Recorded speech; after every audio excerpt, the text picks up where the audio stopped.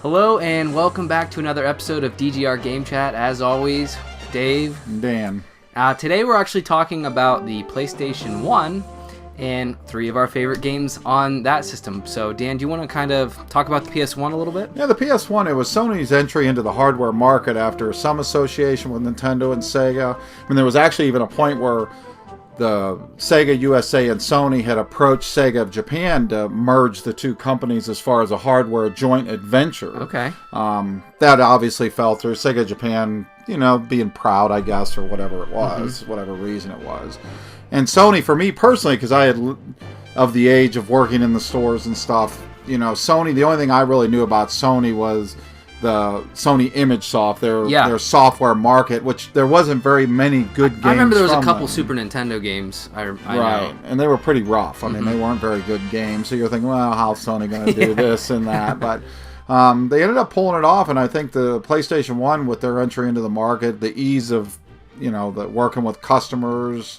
And converting to disc-based instead of cartridge-based. Yeah, and Sega had done it, but they didn't do it real successfully on a broad range. But Sony definitely took it by the reins. They got things like Squaresoft in there, Naughty Dog. They ended up wrapping them up with Universal Studios for Crash Bandicoot.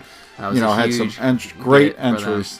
Great entries with the Spyro series and just so many great games. The Working Design series that used to have a really close relationship with Sega ended up bringing a lot of their titles over. So I think it was just such an overwhelming thing for them. To take over, but I think it was a great system, great platform. Yeah, it really was. Very well. It really was.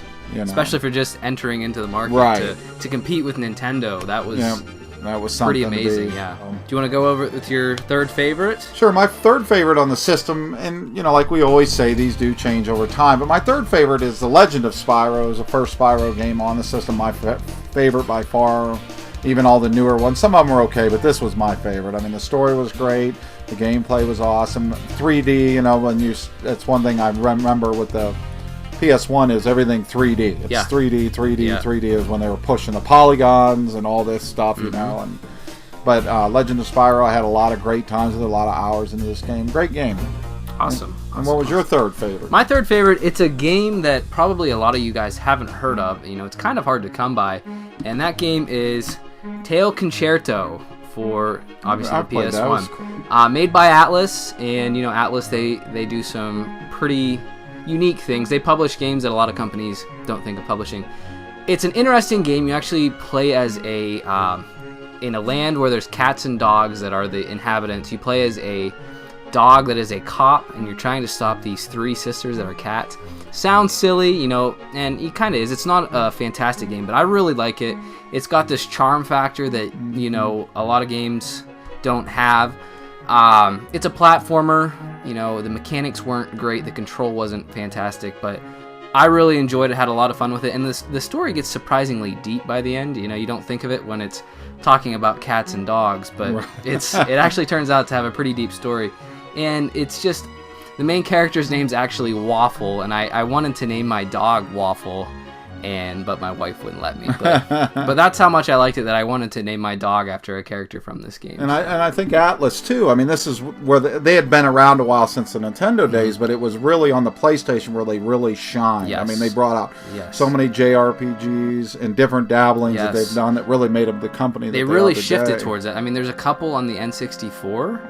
But for the most part, they really switched over to the PS1. Well, and even you had some on like the Nintendo. They had a couple of games on Nintendo and Game Boy, but the PS1 really brought them to the forefront as a development company. Yes. So Dan, what is your second favorite? Well, my second is Final Fantasy VII. Great game. I mean, most people do think it's the best one of the lot. I think it is, obviously. I mean, Sony really did a great job with it with Squaresoft merge. I mean, at the time, Nintendo had said it's just nothing more than an interactive movie, and they were stuck on the cartridge-based, I think, for a little bit. Nintendo did have to eat their words at some point on this, that the CD format was the way to go. Great game, great storyline. Cloud, the main characters are awesome. The summons and the different magics and the turn-based, awesome game. I definitely would recommend it. Some classic characters that, Sephiroth and Cloud, they're fondly remembered in the Final Fantasy universe. I think Final Fantasy VII and Final Fantasy III are usually the two that are... They're go-tos. And, have you seen they're remaking Final Fantasy VII? What are your have any thoughts Yeah, I don't on that? know. It just depends if they stick to the main. They're making it episode format, which I was right. It's a way to milk it a little bit. We'll Is see. what it is it? You Yeah. know. And Squaresoft always said, or Square Enix now, but they always said, if we get in a pickle, we'll just bring out reissue Final Fantasy VII redesign. So it's maybe showing you that the company might be suffering a little bit. And go into a property that's going to make them some money just with the name, Yeah. you know? Yep. So, but that's my number 2. And Dave, what's your number 2? My number 2 is actually Mega Man Legends. For those of you that have not played this, it's kind of looked down as like the black sheep of the Mega Man franchise. Yeah, there's the classic Mega Man, there's Mega Man X, and then there's a couple other ones. But this one's, it's not looked on as fondly as the other ones for some reason, but it was the first adventures in 3D for Mega Man. And it's actually surprisingly deep. The RPG aspects are really cool. You get to customize Mega Man with different blasters for his arm. You get different arm cannons, different secondary weapons. The storyline is actually pretty deep. I really enjoyed Mega Man Legends 2 as well, but I think I liked the first one a little bit better. It's shorter, the second one refined a lot of the mechanics that the first one started, but the first one I really did enjoy, and I look on a little bit more fondly than the second one. Both are fantastic games, but I do like Mega Man Legends 1. And I think Capcom, too, through the whole transition from the cartridge era through the PlayStation 1 into the 2, did a great job. As they got into the 3 and the later, I don't know, like some of the older companies like Konami and this, and that's for another subject, but a lot of them really shined on the PlayStation 1, did a good transition into the 3D world, even Capcom on the Nintendo 64, I thought it was a good, and then today, obviously, they're not the company they want. This was actually ported to the N64 as well. Basically the same exact game, only the music's a little different. They had to cut some voice acting, mainly for storage reasons, because it wouldn't fit. It's pretty much the same game. Controls a little better on the PS1, but it's nice that if you can't find it on the PS1, you can get it on the N64. And it's not outrageously expensive either. No. I think it's about the same. Yeah, they're about price, the same stuff like that. So Dan, your number 1. My number 1, PS1 game. And it absolutely stays towards the top most of the time for me, is Castlevania Symphony of the Night. Great game, great dialogue, great story, great everything. I can't say enough good about it. I've been on a Castlevania kick off and on many years, but absolutely, this is definitely a go-to. I mean, everything from when you beat the game, you think you beat it and you didn't. And I won't say too much. I don't want to say. Don't want to be a spoilers, but just when you think you beat it, you haven't. The artwork, everything on it, everything on this Konami was, controls amazingly. Yeah. And that's where Konami, it's like we were just talking about Capcom. I mean, Konami during the PS1 era, the transition from cartridges, really utilized the extra space that they have on the disc for the composing and the voices.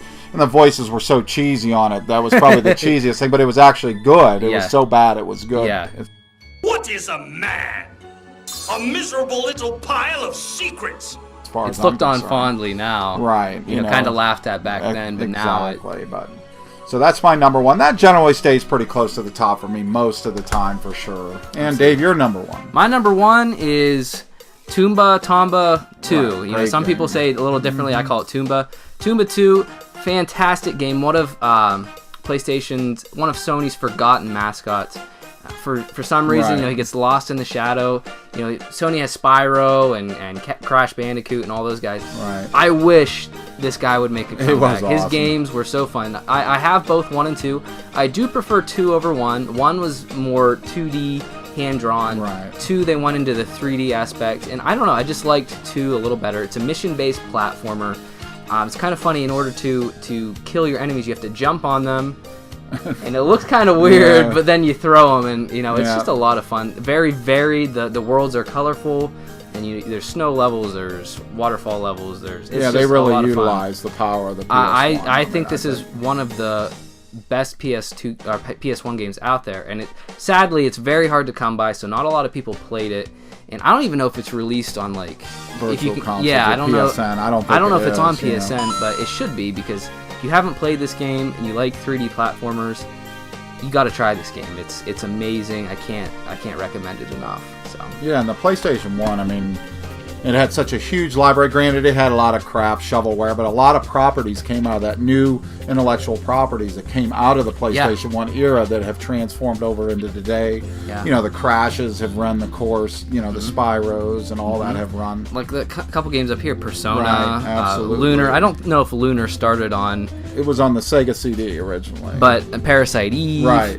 Xenogears. Yeah, and you got Silent Hill. I mean, there's so many honorable mentions. Yeah, that absolutely. that found their start on the PlayStation. I know for me 1. personally, I didn't grow up with the PS1. Like I had the N64. Right. But the PS1 is one of my favorite consoles to collect for. There's just so many really fun games that get overlooked. Right. And it's just a fun system to collect games for. And they did a lot of like compilations of the old arcade games, and they were pretty close to an arcade translation as well. So, and if you like RPGs, I mean, this was by far the better system compared to the N64. Right, they had a lot, but still, very good, awesome very good system. So those are our 3 favorite PS1 games. As always, we want to hear what your 3 favorite are, Absolutely. because there were so many great games on the PS1 as well. So please let us know in the comments. And as always, stay tuned for more, and thank you guys for watching. And we'll see you soon.